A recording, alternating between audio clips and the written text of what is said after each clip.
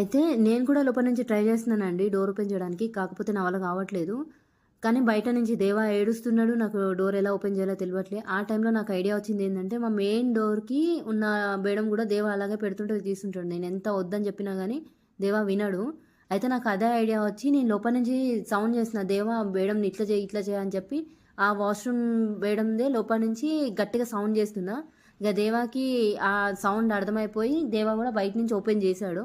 అసలది నిజంగా దేవుడున్నాడని నాకైతే నిన్న అనిపిచ్చింది. నిజం చెప్తున్నా.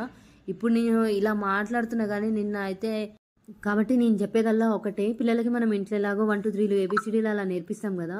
వాటితో పాటు ఇంట్లో చిన్న చిన్న వర్క్స్ కూడా వాళ్ళతో చేపించండి. అంటే గ్లాస్ తీసుకెళ్ళి సింక్‌లో పడేయని చెప్పడమో, లేకపోతే అట్లా చిన్న చిన్న వర్క్స్ ఏమైనా చేపించినామంటే వాళ్ళకి వస్తువుల పేర్లు తెలిస్తాయి. ఇలాంటి మన సిట్యుయేషన్ వచ్చినప్పుడు మనం చెప్పేది వాళ్ళకి అర్థమవుతుంది.